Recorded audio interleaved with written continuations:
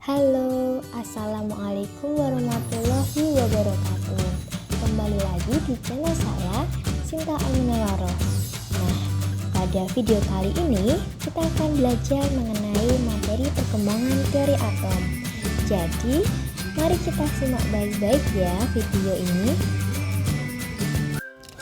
Sebelum masuk ke dalam pembelajaran mengenai perkembangan teori atom, sebelumnya kita harus tahu dulu tujuan pembelajaran kita kali ini, yaitu peserta didik dapat menjelaskan perkembangan teori atom mulai dari atom Dalton, Thomson, Rutherford, dan juga mekanika kuantum. Teori atom yang akan kita bahas pada video kali ini yaitu ada 6. Pertama, kita akan mengetahui tentang atom Dalton. Yang kedua, terdapat atom Thomson. Yang ketiga, ada atom Rutherford. Yang keempat, ada atom Bohr. Dan yang terakhir yaitu ada mekanika kuantum. Jadi, pada video kali ini kita akan membahas pengertian dari kelima atom tersebut berdasarkan para ahli dan juga kelebihan dan kekurangannya. Model atom yang pertama yaitu model atom Dalton, di mana dikemukakan oleh John Dalton. Model atom Dalton yaitu John Dalton, di mana menjelaskan bahwa atom adalah partikel terkecil pada suatu materi yang tidak dapat dibagi lagi, di mana atom Dalton tersebut berbentuk seperti bola pejal padat. Atom-atom dari unsur yang sama akan mempunyai sifat yang sama, meliputi volume, bentuk, maupun masanya. Juga sebaliknya, atom-atom pada unsur yang tidak sejenis mempunyai sifat yang berbeda. Atom tidak dapat diciptakan dan juga tidak dapat dimusnahkan.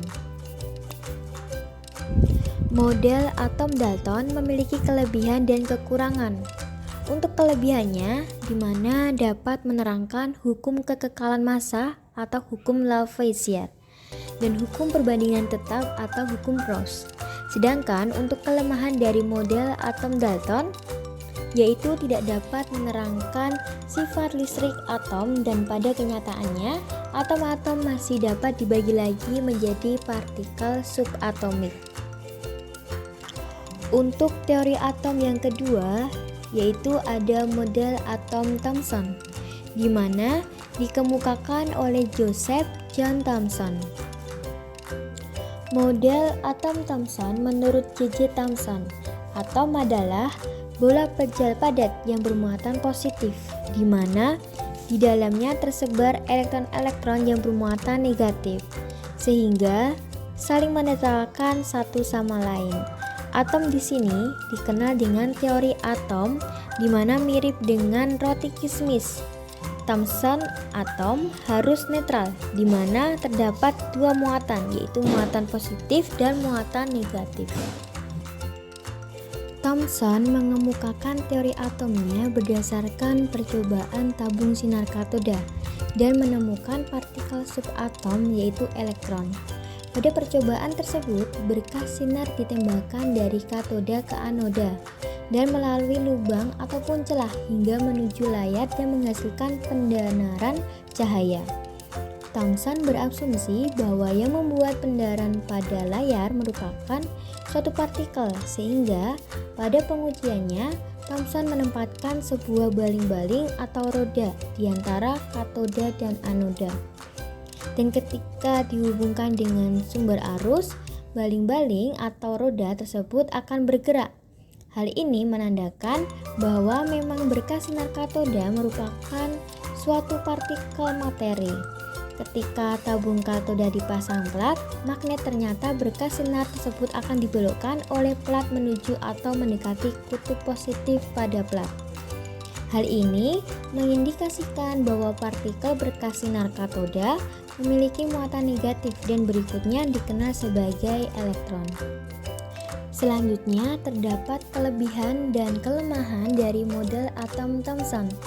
Untuk kelebihan, di mana dapat menerangkan adanya partikel subatom dan dapat menerangkan sifat listriknya, dan pada atom, sedangkan untuk kelemahannya tidak dapat menjelaskan susunan muatan positif dan negatif dalam atom. Untuk teori atom yang ketiga yaitu model atom Rutherford, di mana dikemukakan oleh Ernest Rutherford. Model atom Rutherford. Pada tahun 1886, Eugen Goldstein menemukan partikel yang dinamakan proton. Teori atom menurut Ernest Rutherford, atom sebagian besar terdiri atas ruang kosong. Massa atom terpusat pada inti atom yang bermuatan positif. Inti atom dikelilingi elektron yang bermuatan negatif pada lintasan tertentu. Setelah penemuan tersebut, Ernest Rutherford melakukan percobaan dengan menembakkan partikel alfa pada lempengan emas. Intinya, model atom Rutherford yaitu model atom tata surya. Teorinya didasarkan pada percobaan hamburan sinar alfa pada lempeng emas tipis berkas sinar alfa di mana akan ditembakkan melalui celah kolimator menuju ke lempeng emas dan dihamburkan ke layar dan menghasilkan pendanaran cahaya.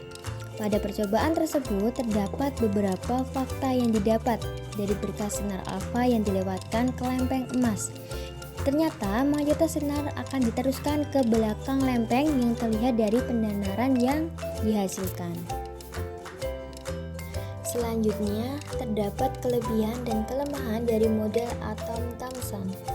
Dari model atom Thomson, untuk kelebihan dapat menerangkan fenomena penghamburan partikel alfa pada lempeng emas tipis dan dapat menerangkan keberadaan inti atom sebagai pusat massa atom.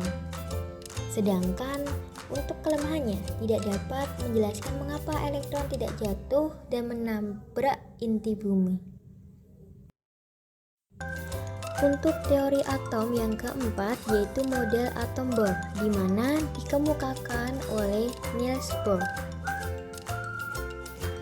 Pada model atom Bohr, teori atom oleh Niels Bohr yaitu merupakan elektron yang bergerak dengan lintasan melingkar mengelilingi inti atom di bawah pengaruh gaya Coulomb atau sentripetal. Nah, pada penemuan atom ini didapatkan kulit pada atom. Pada kulit K itu merupakan kulit pertama, kulit L merupakan kulit kedua, kulit M yaitu merupakan kulit ketiga, dan kulit N itu merupakan kulit keempat. Selanjutnya yaitu kelebihan dan kelemahan pada model atom Bohr. Untuk kelebihannya dapat menjelaskan kelemahan teori atom Bohr dan dapat menerangkan spektrum emisi dan absorpsi dari atom hidrogen. Selanjutnya yaitu kelemahan, di mana tidak dapat menjelaskan penyimpangan spektrum atom yang lebih besar dari hidrogen. Teori atom yang terakhir yaitu model atom mekanika kuantum, di mana digagas oleh 3 tokoh. Yang pertama yaitu Erwin Schrödinger, yang kedua yaitu ada Louis de Broglie, dan yang ketiga yaitu Werner Heisenberg. Tokoh yang pertama yaitu Edwin Schrödinger, di mana dalam penemuannya terkait gelombang Schrödinger, yaitu jika elektron memiliki sifat gelombang maka keadaan elektron dinyatakan dalam fungsi gelombang yang disebut dengan gelombang Schrödinger. Yang kedua yaitu ada Louis de Broglie, di mana dalam pernyataannya menurut hipotesis de Broglie bahwa partikel yang bergerak dapat memiliki sifat-sifat gelombang atau cahaya dan panjang gelombang. Yang terakhir yaitu ada Werner Heisenberg, di mana dalam pernyataannya pada asas ketidakpastian Heisenberg bahwa keberadaan elektron dalam atom tidak dapat diketahui secara pasti. Yang ada hanya Pauli, jadi yang terbesar hanya menemukan elektron dalam atom. Oke, baik. Berikut tadi merupakan penjelasan materi yaitu mengenai perkembangan teori atom. Jadi di sini saya berharap kalian semua paham mengenai teori-teori atom yang akan kita pelajari. Dari yang pertama yaitu teori atom Dalton, yang kedua atom Thomson, yang ketiga ada Rutherford, dan yang keempat ada Bohr, dan juga terakhir ada mekanika kuantum. Jadi mungkin cukup untuk pembahasan kita mengenai perkembangan teori atom. Semoga bisa bermanfaat bagi kalian semua. Mungkin saya pamit dahulu, apabila ada salahnya mohon maaf. Jumpa